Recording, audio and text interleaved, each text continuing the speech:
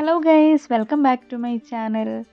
ഇന്നൊരു cooking video ആണ്. നമുക്ക് സ്പെഷ്യലായിട്ട് കിട്ടിയിരിക്കുന്ന ഇന്നത്തെ ഐറ്റം വന്നത് കൊഞ്ചാണ്. കൊഞ്ച് നമ്മളിന്ന് ഫ്രൈ ആണ് ചെയ്യാൻ പോകുന്നത്. അപ്പോൾ രാവിലെ തന്നെ അമ്മ കൊഞ്ച് ഫ്രൈ ചെയ്യുന്നതിന് വേണ്ടി കൊഞ്ചെല്ലാം ഒരുക്കി എടുത്തിട്ടുണ്ട്. ഇനി നമുക്ക് ഫ്രൈ ചെയ്യേ വേണ്ടൂ. അപ്പോൾ അതിന് വേണ്ടിയുള്ള കാര്യങ്ങളിലേക്ക് നമുക്ക് കിടക്കാം. അപ്പോൾ ഫ്രൈ ചെയ്യാൻ വേണ്ടിയുള്ള മസാലകളെല്ലാം നമ്മൾ എടുത്ത് വെച്ചിട്ടുണ്ട്. ഇതിനകത്ത് നമ്മൾ ഫ്രൈ ചെയ്യാൻ വേണ്ടി ചേർക്കുന്നത് ഇഞ്ചിയും വെളുത്തുള്ളി നന്നായിട്ട് ചതച്ചെടുത്തിട്ടുണ്ട്, കുരുമുളക് പൊടി, കറിവേപ്പില, മുളക് പൊടി, മഞ്ഞൾപ്പൊടി, മല്ലിപ്പൊടി, ഉപ്പ്, പെരുംജീരകം. ഇത്രയും ഒന്ന് ഈ ചീനിച്ചട്ടിയിലിട്ട് നമ്മൾ മിക്സ് ചെയ്തിട്ട് നമ്മുടെ ഒരുക്കി വെച്ചിരിക്കുന്ന കൊഞ്ചും കൂടി ഇതിനകത്തിട്ട് നന്നായിട്ടൊന്ന് മിക്സ് ചെയ്ത് ഒരു 10-15 മിനിറ്റ് നമുക്ക് റെസ്റ്റ് ചെയ്യാൻ വെക്കാം. അപ്പോൾ വായോ. ഇപ്പോൾ ഇത്രയും നമ്മൾ മിക്സ് ചെയ്യുന്നത് വെള്ളം ഒഴിച്ചിട്ടല്ല, എണ്ണ ഒഴിച്ചിട്ടാണ് മിക്സ് ചെയ്യുന്നത്. അങ്ങ് ഒരുപാട് എണ്ണ ഒഴിക്കുന്നില്ല, നമ്മൾ കാണാം. ആദ്യം നമ്മൾ ഇതെല്ലാം കൂടെ ജസ്റ്റ് നോർമൽ രീതിയിലൊന്ന് കുഴച്ചെടുക്കുക.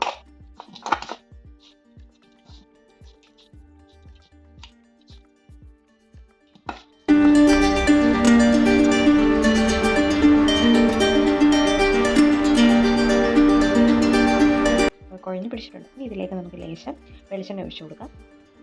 വെളിച്ചെണ്ണ ഒഴിച്ചിട്ടുണ്ട്, ഒഴിക്കുന്ന വീഡിയോ എടുത്ത് വിട്ടുപോയി. ഇതുകൂടെ നന്നായിട്ടൊന്ന് മിക്സ് ചെയ്യുക.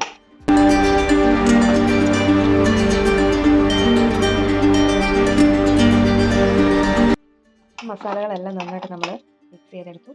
നല്ലൊരു സ്മെല്ലായിരിക്കും ഈ ടൈമിൽ വരുന്നത്. കാരണം ആ ഇഞ്ചിയും വെളുത്തുള്ളിയുടെയും അതുപോലെ തന്നെ കറിവേപ്പില, പച്ച വെളിച്ചെണ്ണ, പിന്നെ കുരുമുളക് പൊടിയും പെരുംജീരകം, ഇതിൻ്റെ എല്ലാം നല്ലൊരു സ്മെല്ല് ഇപ്പം തന്നെ നമുക്ക് വരും. ഇതിലേക്ക് നമുക്ക് ഒരുക്കി വെച്ചിരിക്കുന്ന കൊഞ്ചിടാം.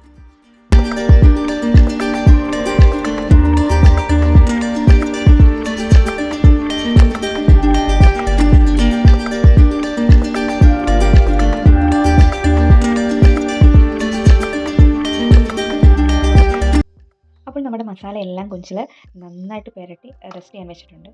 ഒരു 10-15 മിനിറ്റെങ്കിലും കുറഞ്ഞത് വെക്കുക.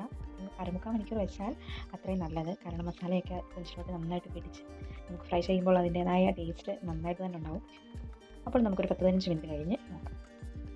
നമ്മുടെ കൊഞ്ച് നല്ല മസാലയൊക്കെ പുരട്ടി ഒരു 1/2 മണിക്കൂറോളം റെസ്റ്റ് ചെയ്യാൻ വെച്ചിട്ടുണ്ടായിരുന്നു കേട്ടോ. ഇത് നമുക്കിനി ഫ്രൈ ചെയ്തെടുക്കാം. അപ്പോൾ നമ്മൾ പാൻ വെച്ചിട്ടുണ്ട്. പാനൊന്ന് ചൂടാക്കി കഴിയുമ്പോൾ നമുക്ക് എണ്ണ ഒഴിച്ച് കാര്യങ്ങളിലേക്ക് കിടക്കാം.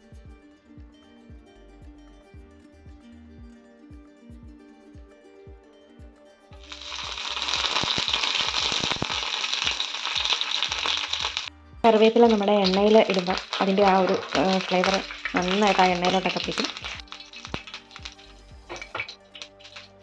ഇതിലേക്ക് നമ്മുടെ കൊഞ്ചിടും.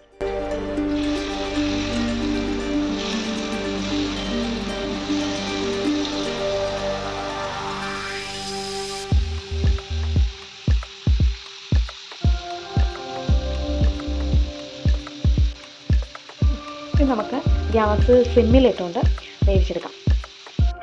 ഇനി ഇതിങ്ങനെ കിടന്ന് നന്നായിട്ട് വേകട്ടെ. ഏറ്റവും കുറഞ്ഞ ഇതിലേ തീയിടാവുള്ളൂ. സിമ്മിലായിട്ടിട്ട് കുറച്ച് നേരം ഈ ഒരു സൈഡൊക്കെ ആയി കഴിയുമ്പോൾ നമുക്ക് തിരിച്ചിടാം. നന്നായിട്ട് വേവായി വന്നുകൊണ്ടിരിക്കുകയാണ്. ഇനി നമുക്കിതൊന്ന് തിരിച്ചിടാം.